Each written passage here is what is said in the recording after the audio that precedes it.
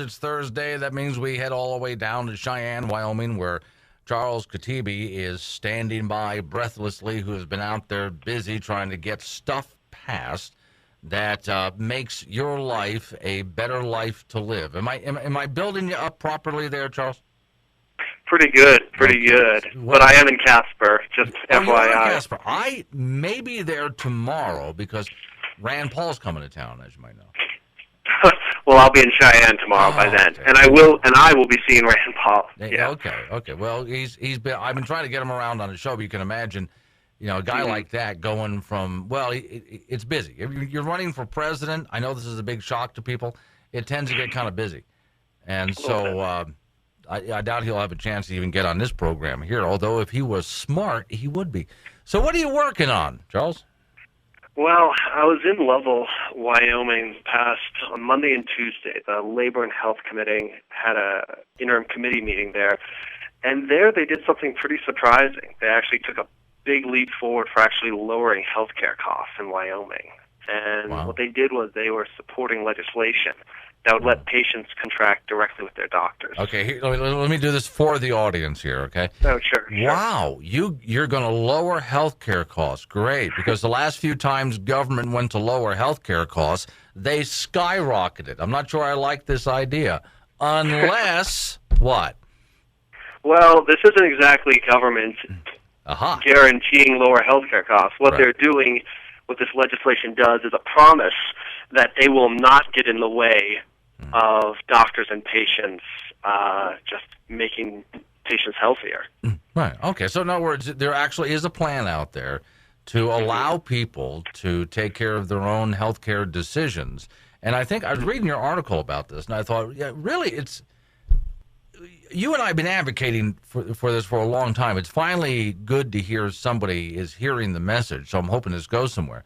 Because right now, everybody seems to have this idea that if you go to see your doctor, the only way to pay is to whip out your insurance card. We have to go through either government or we have to go through the insurance industry to pay for every little thing. But your article seemed to show that this was a different idea, that maybe there's another way to do this. Well, the funny thing about Obamacare is that it's raised the cost of health insurance to such a great extent that now patients and doctors have no choice but to really look at other alternatives. Right. And if you really look at what insurance has done, not just to the cost of healthcare for patients, but what it's done to the cost of running a physician's practice or hospital, this is really a really essential reform that we need to do. Okay, so how does it work? Well, basically, it's like a gym membership, or how you pay your phone bill. It's a monthly membership fee. The average fee is about $50 to $100 per month, and in return, your doctor agrees to provide a list of physician services, tests, procedures. Now, it's called direct primary care, but a lot of practices include specialty care as well. Okay, and that's just it. It's a contract. You pay your fees. And you get what you pay for.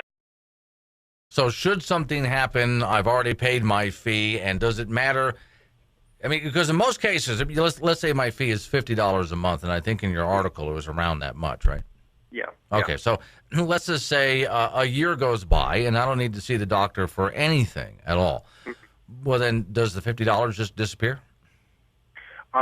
Well, yeah, it's like a gym membership. Gym membership, right? Okay, yeah, because you can pay your gym membership and never show up, and the money just went away. Okay, but let's say on the other hand, all of a sudden I have a problem, and in the next month I'm going to the doctor pretty much every other day. Does the $50 still apply? The $50 still does apply. The way they price this though is that not everyone will be charged the same fee. Right. So older people are typically charged a higher fee, and younger ones are typically charged a lower fee. There's actually, yeah. You know what this sounds like to me, and I'm not criticizing this. It just sounds to me like you've moved the insurance company away, or the insurance away from the insurance company, and given it directly to the doctor. Exactly. Yeah, that's the beauty of it, because government, whether it's at the state level or at the federal level, has just gotten so involved in the health insurance part of our healthcare system that it's basically ruined it. So I think the beauty of direct primary care is it doesn't reform our healthcare system, but it gives people a way out. Sure. Or at least another alternative to it. Well, let me tell you and correct me if you think I'm saying anything wrong here.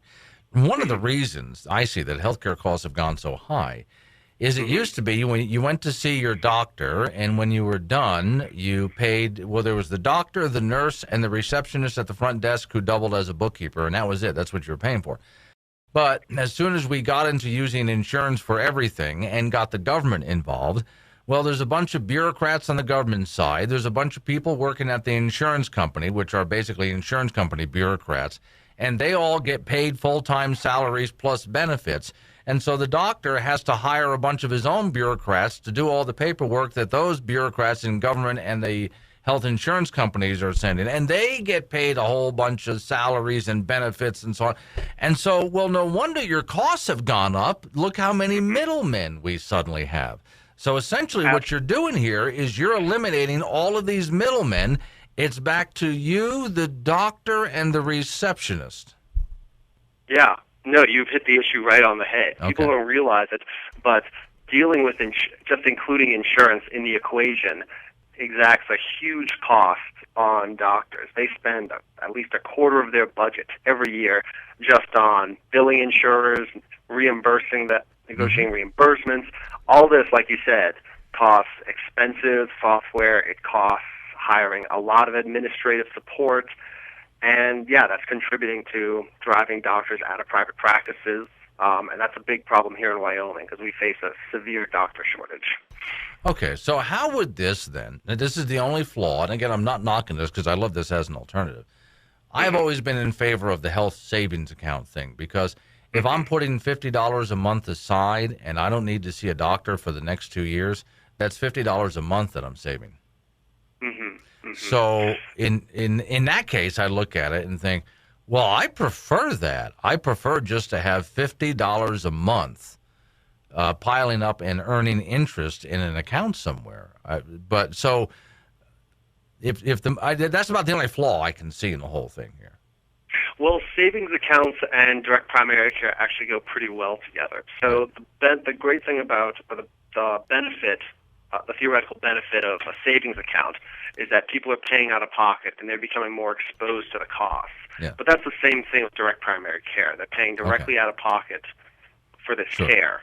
And most of it is primary care. This is things that insurance in an ideal world, in a rational world, should have no business paying for. Now, just for the sake of the audience, because I know what you mean when you say that, but just for the heck of it, let's talk about what primary care would be.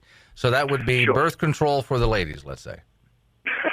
Well, it's anything that you go to the doctor for that you do on a regular basis. This includes checkups, tests,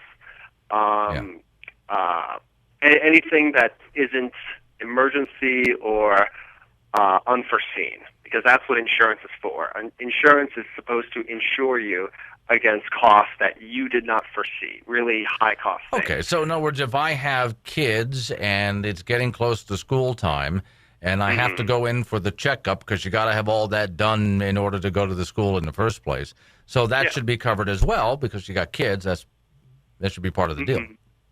Oh, absolutely. Okay. Yeah. I mean, these are just routine consumer goods that you do not need insurance for. Yeah, so this is a perfect thing for direct primary care to take care of. Okay, so where are we right now? Because I love the discussion that you're having with this group. How close is this to actually becoming reality? Well, I was pleasantly surprised. The members of the committee were all in support of this idea, Republicans and the Democrats. Yeah, and if anything, the discussion went from not whether the draft bill was a good idea, but how to improve on it and make it even better for patients and physicians. For instance, in the draft bill it said this will allow patients to get routine healthcare services through these contracts. However, what Representative Barlow said is he wanted to make sure that this was as permissive as possible, saying that in the future we don't want to tie the hands of physicians that want to offer this for specialty services as well. Because in other states, doctors can already do this. Doctors already have these contracts, and they pay for specialty services. So this is already going beyond primary care. Well, and I don't think we always need to pass legislation to get stuff like this done. I mean, for Pete's sakes, a doctor could have just decided to do this on his own and offered it to his patients. Would there be anything wrong with that? For this we do, because under Wyoming's insurance statutes, if a hospital or physician has any payment plans, it's regulated as insurance. And if you're regulated as insurance, you have to comply with all the state's insurance regulations. You fall under Obamacare as well. So what this bill tries to do is try to keep regulators and the government as far away from this sort of practice as possible. So let's say that this sucker gets passed. Oh, for the love of God, please. Let's say it gets passed. Do I still have to sign up for Obamacare, which, by the way, just between you and me, Charles, I'm refusing to sign up for. But am I still supposed to sign up for Obamacare, or does it give me an out? Well, under the law, yes, because what this bill will do essentially is included in Wyoming's insurance statutes the words direct primary care is not insurance and should not be regulated as such. Right. So if it's not insurance, then yes, you still need Obamacare's. Still need to get Obamacare's insurance, or you'll be fined. The benefit of this, though, is that, as you know, in Wyoming, the cost of insurance is just through the roof. It's astronomical. Yeah. But what this will do is this will allow people to access care without paying $500 a month in premium. Which I always thought was insane anyway. When you're talking, I mean, this is a no-brainer here, but when you're talking $500 a month, I look at that and I think, why would anybody in their right mind ever pay that much, especially because it's $500 or more, depending on who you're talking to. I've seen people who pay a hell of a lot more than that in insurance. And again, the money just disappears. Let's just take a $500 a month bill. Sure. It just disappears if you didn't use it that month, and the next month you got to cough up another $500. So, you know, I would rather just put that. I'm a big fan of health savings account. Just toss it into a health savings account, because if I don't see a doctor for 2 years, well, that's okay. That means I got all that money sitting in an account somewhere. Yeah. No, you're absolutely right. I think in a lot of ways, insurance is actually a terrible way to pay for health care in a state like Wyoming. It was never meant to be a way to pay for health care. No, it wasn't. And it's even less appropriate for a state like Wyoming, where we have a small population. The risk is not spread around, which means if your neighbor has a car accident, your premiums will go through the roof, because all this risk is for those who don't understand, and most of the listeners to this show are savvy enough and will understand. For those who don't, we're going to finish this conversation with Charles in just a moment. No, Casper, Wyoming right now. That's where you're at, right, Charles? Oh, yeah. It was with Wyoming Liberty Group, and we're talking about different forms. Well, a different way, perhaps, to pay for your doctor. Here's the problem that I see with your evil plan that I like, by the way. As long as I still have to purchase Obamacare, why would I want to do this new plan you're still pushing through? Because deductibles cost thousands of dollars in Wyoming. Okay. Premiums cost hundreds of dollars when you can get all of your primary care services, which is 80% of what insurers are billed for, paid for just $50 a month. So you're still going to have to pay that fine if they do discover that you're not paying for it, which is questionable. Okay, so here's the other devil's advocate with you here now. Sure. What would prevent me and I did this several times back when I did have insurance before Obamacare screwed all of that up. Do I sound kind of bitter about it? Kind of bitter about it. I would, if I had to see a doctor for something, well, in most cases, I never even said anything to my insurance company. I just walked in and handed cash over the counter. So you can. Okay.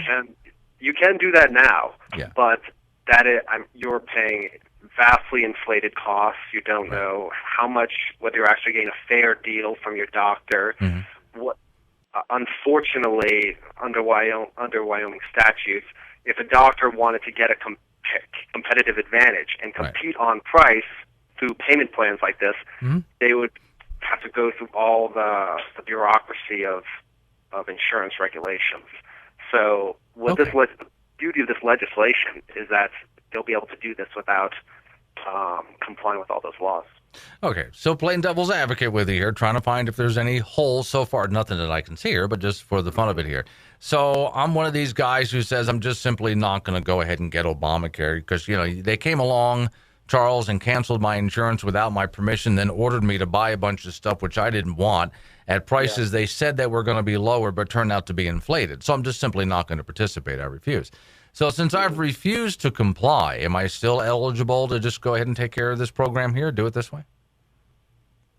Go through and get direct primary care? Yes. Absolutely. Yeah. Okay. This will not solve our problems, but what it will do is allow people to get some form of care without paying an arm and a leg for the insurance that we have to pay for now. Okay.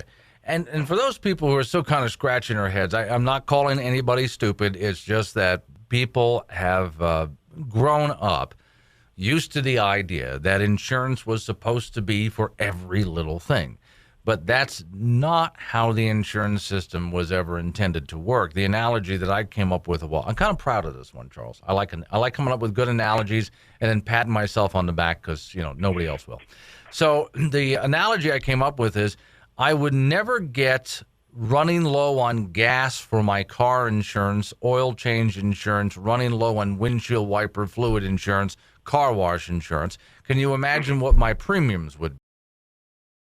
So when I go to see a doctor, I would only insure, like I do with my car, I would only insure catastrophic things that I couldn't afford.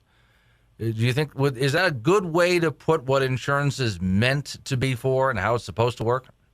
That's exactly. That's how car insurance works. That's how life insurance works. Yeah. That's how home insurance works. Yeah. Yeah. That's health insurance. It was never meant to be a payment for every little thing. And so by making it a payment for every little thing, we've gone ahead and inflated the cost. And again, you're adding bureaucrats, from the doctor's bureaucrats that he has to hire to the insurance company's bureaucrats to the government's bureaucrats, and they all have their hands out expecting the salary for all of this. So what you're trying to do is find a way around it. Okay, so how do we make sure that this evil, I'm going to keep calling it an evil plan, and that's a compliment. Okay. How do we get this evil plan down to the next stage? How do we, where does it go from here, and what can the audience do to help out? Well, it's being further amendments are being considered. So like I said, make it as easy as possible for doctors to allow services to be practiced within it. So they're going to be considering amendments at the Interim Labor and Health Committee in Buffalo on October 24th and October 25th. And I would urge all your listeners to talk to their doctor, talk to the local hospitals, talk to anyone that's within the healthcare system, and just try to and ask them how they would benefit from this program, how they would benefit from not having to pay for all that bureaucracy, not having to deal with insurers, not having to pay premiums or deductibles, and just see what it would be like to just pay your doctor a monthly fee. I think the doctor would greatly appreciate this too, because here again, if a doctor has to go through the bureaucracy to get paid, that's less money in the doctor's pocket. Yeah. And remember something else. A huge cut of what people pay for their health care through insurance, a huge cut of that is taken from the insurance company as well. Yeah. However, if you contract directly with their doctor, they take all the gains. And it turns out that doctors are actually paid more under this system, even though patients are paying far less. Okay. Well, this makes a whole lot of sense. You've written some articles about it. Where do people find your articles? They can go to wyliberty.org. wyliberty.org. Look under Charles Katibi, or is there a certain title they should be searching for? Charles Katibi. I'm going to be writing another blog on this, but I've written before. You can look up The Promise of Direct Primary Care. That's the title of my article. I also gave testimony in support of this kind of practice. They can look for that as well. Keep us up to date. I'd like to see this sucker get through. Is it going to be up in the next legislative session? It's planning to be, yep. Okay. Hope it makes it through. Thanks for coming on, Charles. Appreciate it. Thank you.